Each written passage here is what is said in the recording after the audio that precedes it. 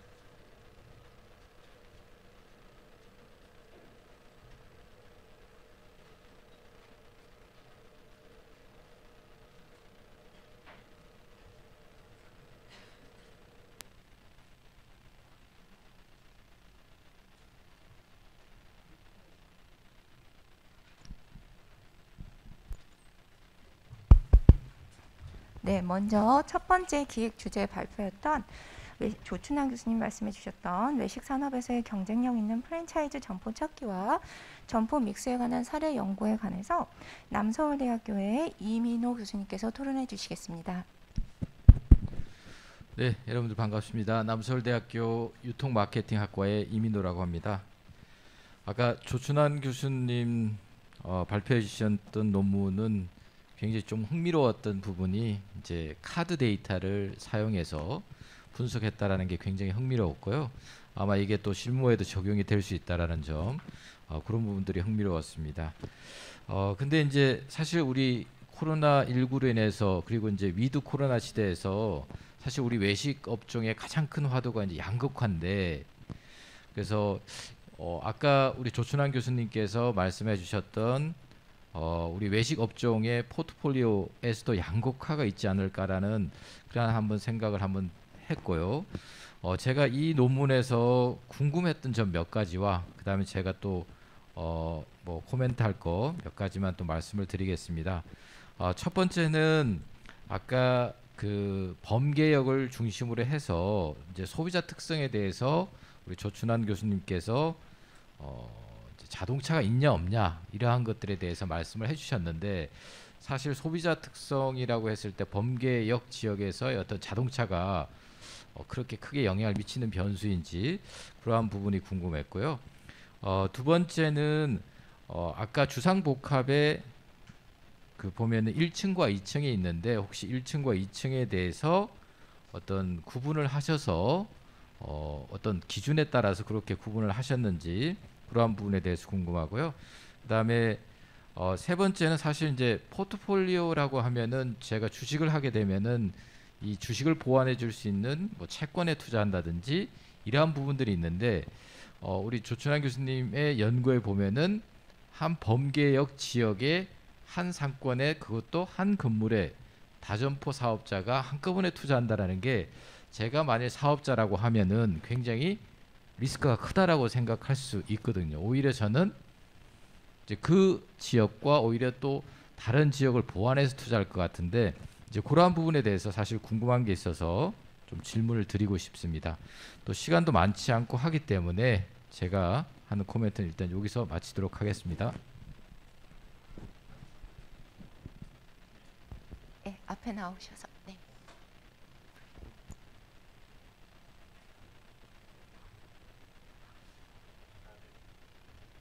일단은 그 소비자 특성에 대해서 일단 말씀해. 자동차 변수 같은 경우에는요, 소득 수준을 나타내는 것 중에 자동차 같은 게 MZ 같은 게 그 급에 따라서 이게 나누는 변수 중에 하나가 되겠고요. 네, 주상국화 1층과 2층 같은 경우에는 각각의 매출액과 그다음에 층고가 있습니다. 층고를 고려해야 됩니다. 높이에 따라서 여기는 높이에 따라서 그게 다르게 시설이 들어가게 되고요. 임대료나 이런 걸 고려하게 되는 거고, 네, 상권에 대한 다점포 사업자 리스크 같은 경우에는 여기는 분양형 상가라는 게 전제가 되어 있기 때문에 분양받으신 분들이 각각의 리스크를 지는 거죠. 그리고 그 리스크 안에 있는 점포들을 배치하는 방법이 되겠습니다. 그래서 점포에 대한 리스크를 최소화하는 거고요.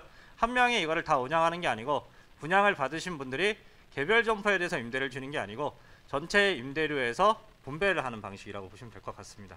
네, 그래서 이제 포트폴리오가 한 명이 여러 군데를 한 번에 투자하는 게 아니고 시행사가 분양을 한 다음에 분양받으신 분들이 거기에 전체 수익을 나눠 가진 구조로 이게 수익 모델을 짰다라고 보시면 될 것 같습니다. 네. 네, 답변 잘 해주셨고요. 혹시 프로에서 관련 주제에 대해서 질문 있으시면 시간상 네.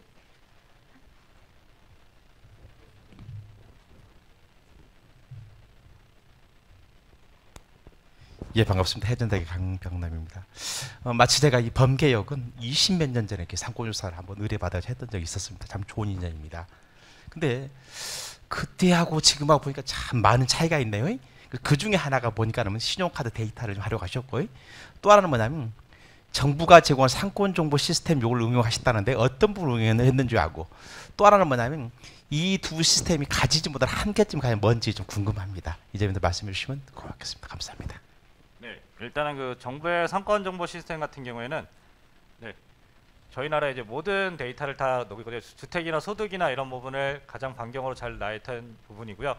네, 가장 큰 문제는 우리나라 정부의 상권 정보 시스템은 국민카드가 그걸 데이터를 제공하거든요. 그래서 거기에 매출액 보정이 되지가 않습니다. 그래서 거기 매출액이 그리고 개별 점포에 대한 매출액을 추정할 수 없기 때문에 카드사에서는 개별 점포에 대한 매출액을 추정할 수 있고요. 그래서 상권 정보 시스템에서는 반경을 그려가지고 거기에 소득 수준, 소득 수준, 소비 수준 이런 걸 별도로 뽑을 수 있고, 네, 카드 데이터랑 동시에 이걸 매칭시킨다라고 보시면 될 것 같습니다. 네, 혹시 또 플로에서 질문 있으신가요? 네, 한 번만 더.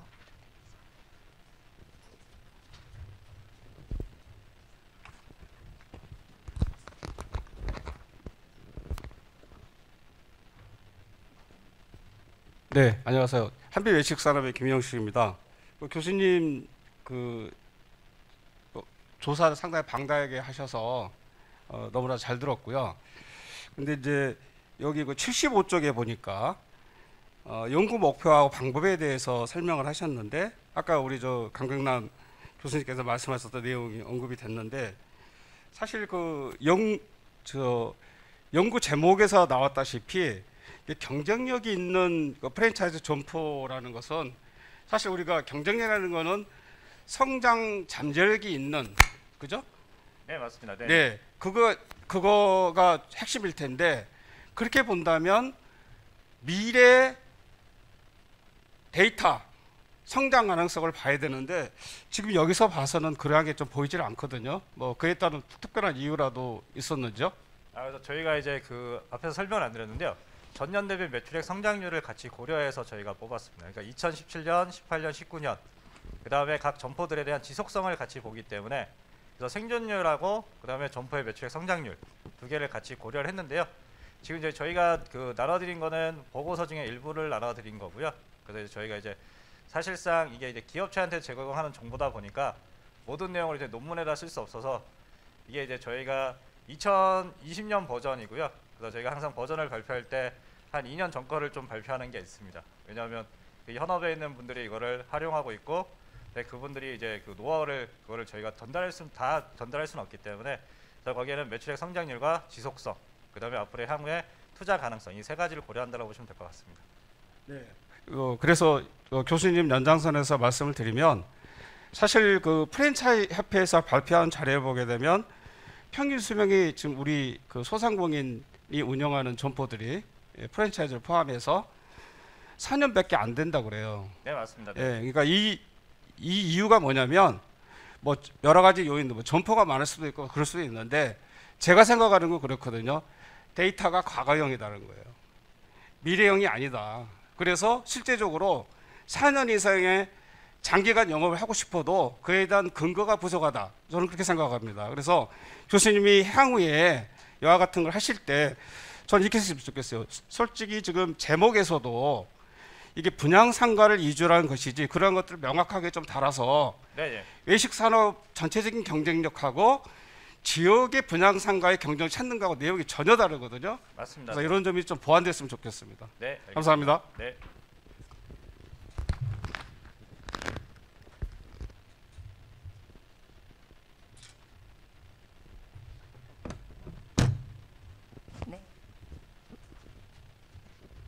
네, 좋은 코멘트 감사드립니다. 다음은 두 번째 기획 주제 발표를 해주셨던 이정훈 박사님의 코비드-19 팬데믹으로 인한 외식 소기업의 영업 손실 추정에 관한 연구에 대해서 명지대학교의 노용희 교수님께서 토론해 주시겠습니다. 예, 안녕하세요. 여기 두 번째 발표에 토론을 맡은 명지대학교 경영학과의 노용희 교수입니다. 두 번째 발표 내용에 대해서 잘 들었습니다. 제가 조금 답답해가지고 마스크를 좀 벗고선 토론을 하겠습니다. 예, 그래서 이제 그 소상공인들이 특히나 또 영세할수록 왜 이렇게 그 많은 그 피해를 이제 호소를 하고 있는지를 저희가 이제 그 시각적으로 저희가 딱 극명하게 이제 볼 수 있는 그런 어떤 근거 자료로서의 의미가 있는 연구다라고 이제 저는 이 연구에 대해서 일단은 전체적인 평을 드리고 싶고요. 그러면서 이제 그러한 평가와 별개로 이제 본 연구를 좀 보완할 수 있던 또는 좀 한계점이라고도 할 수 있고 보완점이라고도 할 수 있는 그런 부분에 대해서 조금 제언을 좀 드리도록 하겠습니다.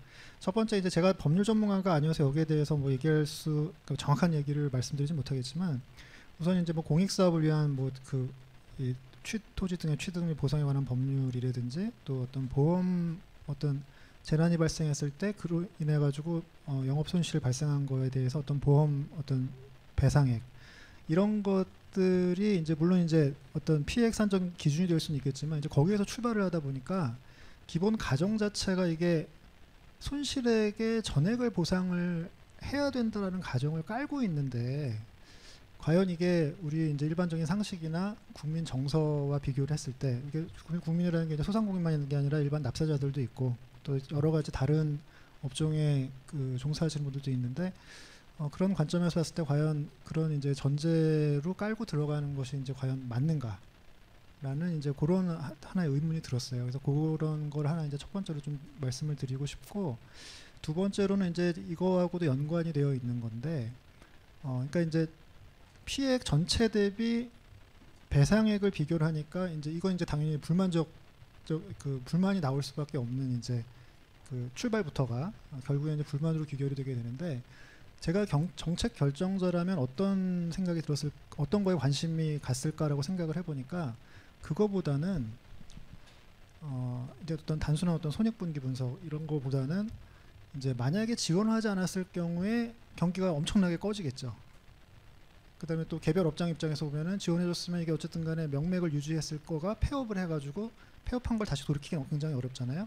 그런 게 이제 모이게 되면 어떤 사회적인 경제적 효과가 될 것이고 그래서 지원이 없었을 경우에 어떤 상황, 피해 그 다음에 현재 우리가 지원을 했기 때문에 그 지원으로 인해 가지고 좀 어떤 효과가 나아졌다 그러면은 그거를 산정을 해가지고 이건 이제 개별 기업 단위에서도 할 수 있고 뭐 사회 전체적인 단위에서도 우리가 분석을 할 수 있을 것 같은데 그랬을 경우에 어떤 그 효과를 측정을 해보는 게 오히려 정책 결정자 입장에서는 더 이게 관심이 가지 않았을까라는 생각이 하나 들었고요. 또 하나는 만약에 이게 지금 현재 수준의 보상액이 아니라 100% 보상을 했다. 전체 기간에 대해서. 그랬을 경우에 과연 이게 지금 현재 보상을 했을 때의 효과하고 전체를 다 보상했을 때의 효과하고 어느 쪽이 높은지도 저희 비교해보는 거 의미가 있다고 봐요. 예를 들어서 전체를 보상하게 되면 어쨌든 간에 모든 산업이 좀 멈춰가지고 어느 정도 이제 이 딜레이가 돼서 전체적인 어떤 경기 이제 수축 효과가 있는데 이런 상황에서 정부가 그 재정을 다 투입을 해가지고 그렇게 했을 경우에 예를 들면 부정적인 효과도 있겠죠. 긍정적인 효과도 있겠지만 뭐 GDP 대비 이제 정부 부채 비율의 증가로 인한 뭐 대외 신인도 감소라든지 그로 인한 여러 가지 경제적 효과라든지 이런 것들을 했을 때 다 고려했을 때 만약 전체 기관에 대해서 보상을 했을 때 현재 보상했을 때 하고 비교했을 때 과연 이게 어떤 기업 단위와 전체 경제에 미치는 영향을 비교했을 때 과연 어디가 더 높은 것인가 그런 차원에서 봤을 때 아까 전혀 보상 하지 않았을 경우에 전액을 보상했을 경우에 그 다음에 현재 또는 이제 요거를 좀 시뮬레이션을 통해 가지고 이렇게 돌려보면서 그럼 최적 보상 지점이 어디냐, 사회적인 전체의 어떤 그 경제적 효과를 봤을 때 이런 형태의 연구에 제가 정책 결정자라면 아마 더 관심을 가지지 않았을까라는 그런 생각이 하나가 듭니다. 그 다음에 마지막으로는 이제 이게 이제 그러니까 경제적 효과 말고, 그러니까 경제적 효과도 아까 얘기하는 이제 그런 관점보다는 지금 얘기한 이제 그런 어떤 상대적인 이런 관점으로 보면 더 의미가 있지 않을까라는 생각을 하나 한 거고요. 두 번째로는 제가 말씀드리고 싶은 건 어떤 사회적 효과입니다. 그러니까 우리가 이제 ESG하고도 이제 관련이 있는 건데, 이게 이제 경제적인 효과와 사회적인 효과가 사실은 동시에 창출되면서 서로가 맞물려 가지고 이렇게 이 시너지 효과를 발휘할 때 이게 제일 좋은 거거든요.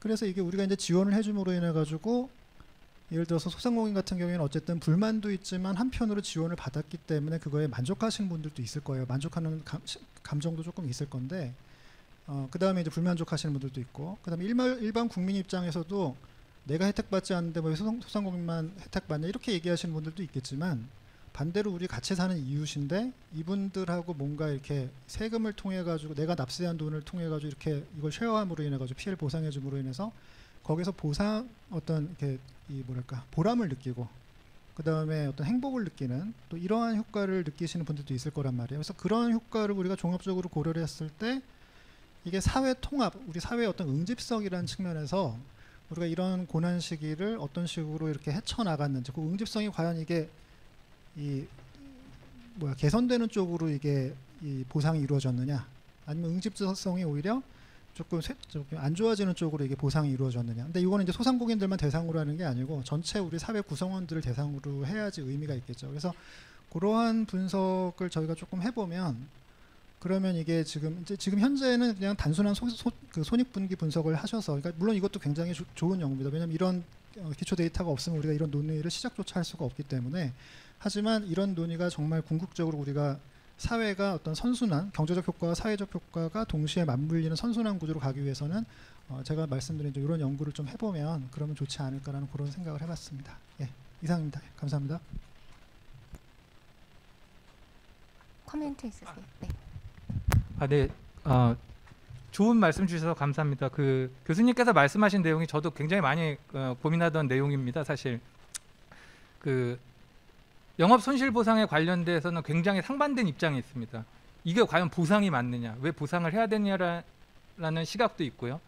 공권적 조치에 의해서 영업 제한이 됐기 때문에 당연히 보상을 해야 된다라는 입장도 있습니다. 그리고 이러한 것들이 사회적 갈등 요인으로 작용할 수도 있고, 또 좀 더 구체적으로 들여다보면 사업자 간에, 동일 업종의 사업자 간의 형평성이라든지 공정성에 대한 문제도 서로 내부적인 다툼으로까지 이어지고 있습니다.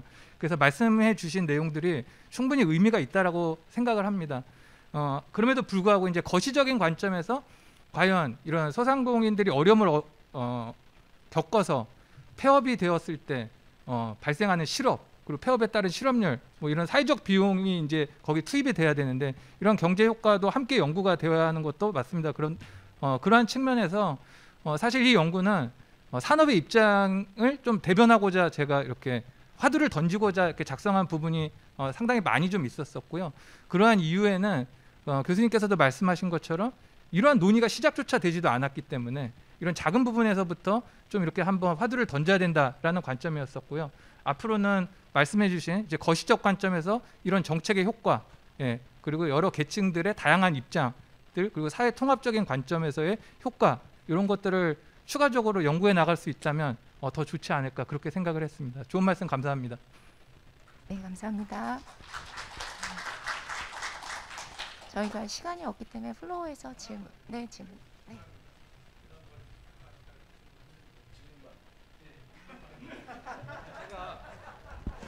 저는 설명 안 합니다. 설명 안 하고 팩트만 질문 드릴게요. 그 웃자고 드리는 말씀은 아닌데, 선생님 함자 밑에 봤더니 주체적 삶 연구소 했길래 주체가 북한 같기도 하고, 저는 객관적 삶을 좋아해요. 개연적인 거 여쭤보겠습니다. 이게 지금 제목으로 봐서는 손실 추정 및 지급 효과란 말이죠. 추정이라는 것은 팩트가 있기 전에 가설이란 말이죠. 그런 가설은 우리가 실험 논문도 할 때도 보면 어떤 가장 기본적인 스탠다드가 있고 그에 따라서 쓰는 거죠. 사회과학도 마찬가지겠죠. 그렇다면 이러한 이 영업 손실, 추정 손실 지급 효과를 하는데 대상이 코비드 19이잖아요, 그죠? 그럼 이것을 지급하는 기관이 문답해 주세요. 농림수산진흥부겠어요? 아니면 중소기업벤처부겠어요? 이걸 담당하는 부서가 우리나라에서. 그 산정 기준을 정하는 것은 그 손실산정위원회라고 중소벤처기업부에서 정하는 것으로 알고 있고요. 네, 그런데 그러면 이 중기청에서는 개괄적 근거로 하는 거예요? 아니면 그 산별적으로 하는 거예요? 아니면 이렇게 나눠서 하는 거예요? 그것까지는 모르겠고요. 그리고 그러면 하나만 더 여쭤볼게요. 왜냐하면 시작이 중요하기 때문에 그러는 거예요. 그러면 외식 산업에 대해서 책임지고 있는 우리나라 부서는 어디예요? 정부기관은? 여러 기관이 이해가 얽혀 있는 그러니까 것으로 그게 알고 바로 있습니다. 농림수산부인데 네. 거기 농림수산기능과가 있어요. 거기에서 쉽게 말해서 이 그 추정치는 안 나왔지만 그 사람들이 가지고 있는 데이터가 있거든요. 그럼 그런 데이터들이 조금 같이 기입을 해주고 그에 따라서 추정에 대해서 했었으면 훨씬 객관적이 되지 않을까 싶었어요. 다행히 이제 문제는 이제 그 선생님께서 그 뭐 주체적이라는 걸 썼기 때문에 제가 이의는 더 이상 제기 안 하겠습니다. 진짜 그렇죠? 그래서 혹시 그렇다면 여기 아까 산별적으로 했는데 지금 제가 현재 어제나 그제로 봤을 때 보상 지급이 일괄적으로 2분기에서 100만 원씩 다 지급이 됐어요. 지난주 8일분 해가지고. 근데 그러면 이것을 이런 연구가 있을 때 이런 것들이 혹시 그 중기부나 아니면 농림부나 그런 쪽에 혹시 언급이 되어서 도움이 되어졌는지 아니면 선생님의 그냥 주제를 정한 그냥 논문이신지 한번 듣고 싶어서. 호플리 그런 도움이 되고 싶어서 쓴 논문은 맞고요. 근데 단지 이제 시기적으로 이 논문이 4월에 게재가 됐고 언론에도 2차례 보고가 됐습니다. 그 언론에 퍼블리싱한 이유는 사실 그 손실보전금 그리고 뭐 600만 원, 1000만 원 그런 이슈가 막 나오고 있을 때 그리고 마지막 손실보상이 어떻게 집행되느냐에 대한 또 사회적 의견으로 이렇게 반영되기를 제가 좀 바라는 마음으로 그렇게 했었었는데요. 그 해당 손실산정 기준을 결정하는 그 손실보상위원회에서 이 논문을 참고했는지는 제가 알 수는 없습니다. 아마 안 봤을 것 같습니다. 잠깐만. 길어진다 그러니까 거기 101페이지 보시면 아니다. 105페이지에서 쭉 보게 되면 이제 추정치로 나온 것들 일종의 거기 박스들이 나오잖아요. 그러면 여기 앞에 아까 얘기했던 정부 유관 기관에서 인정하고 있는 이익이나 산정이나 그런 기준들을 좀 보고 만드신 거 아니겠어요, 그죠? 이 데이터 자체가 네. 공식 통계입니다. 농림축산식품부에서 발표한 그 원시 데이터를 이용한 겁니다. 아니 그 밑에 보게 되면 제가 그래서 돋보기를 안 가지고 못 봐서 그랬는데 네, 저 죄송한데요. 밑에 보니까 잠깐만요. 네, 이거 왜냐면 선생님은 제출하셨지만 보니까 근거 자료가 밑에 농림부인지 뭔지 몰랐어요, 제가. 네, 농림축산식품부에서 발표하고 한국농촌경제연구원에서 조사해서 발표한 자료를 그 19년도의 기준의 베이스 근거로 네. 원시 데이터를 사용을 했습니다. 네, 이거는 오픈 데이터를 사용한 거고요. 시나리오 기법이다 보니까 가정이 들어갈 수밖에 없습니다. 그래서 여러 가지 가정에서 이런 시뮬레이션을 돌렸을 때 이런 결과가 나올 수 있다라는 과정이고요. 그렇게 이해를 해주셨으면 좋겠고요. 저희가 대관이 6시까지로 또 마지막에 또 저희가 시상식도 있고 이러니까 오늘 이 그 발표 주제에 대한 토론은 여기서 마치기로 하고요. 제가 이제 네네 개인적으로 해주시면 네네.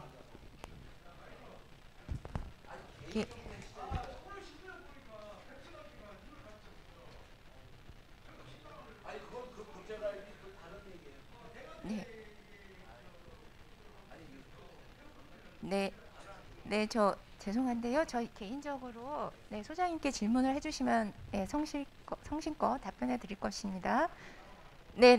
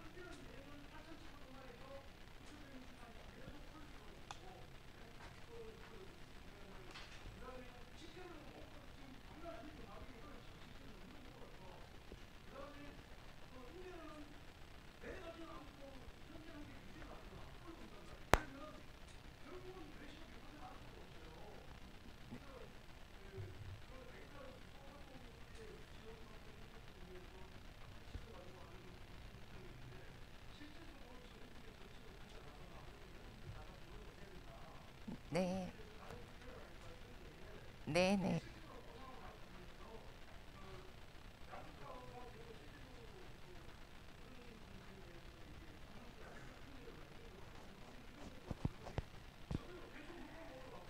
네. 네, 네. 지금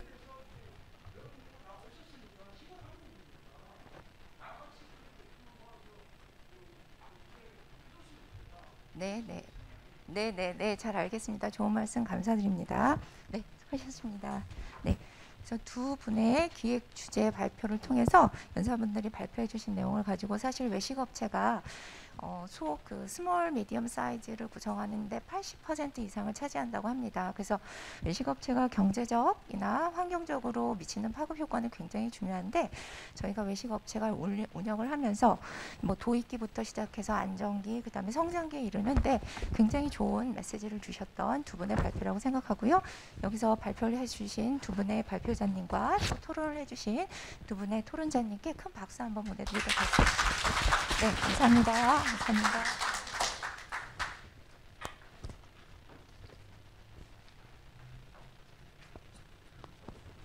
네, 제가 학회 공지사항 딱 1분이면 끝날 것 같습니다. 제가 특별호 편집위원장을 맡고 있기 때문에 저희 그 학회에서 외식경영연구 특별호 지금 한창 그 원고를 받고 있으니까 회원님들 많이 투구해 주셔갖고선 질 높은 논문 또 차별화된 외식경영학회 만들어 주시길 부탁드리고요.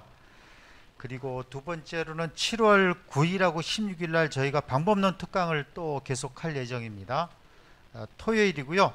그냥 가정에서 줌으로 들으셔도 아무런 문제가 없고 적정한 가격에 회원님들 들으실 수 있도록 노력하겠습니다.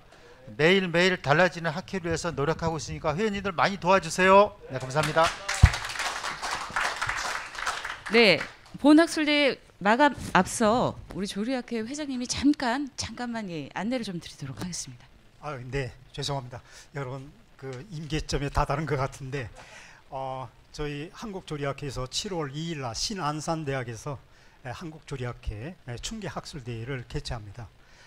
테마는 대전환 시대, 바로 탄소 중립 시대입니다.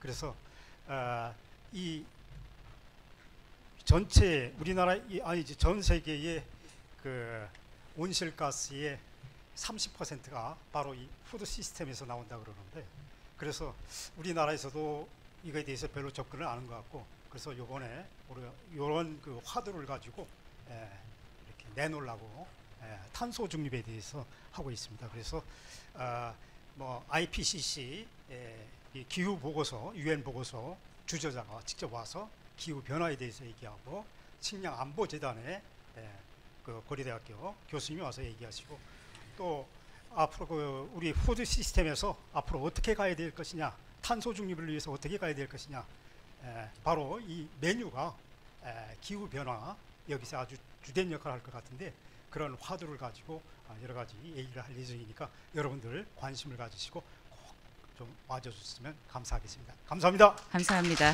네, 장시간 고생 많으셨습니다. 한국외식경영학회 2022년도 제48차 춘계학술대회를 모두 마치겠습니다. 감사합니다.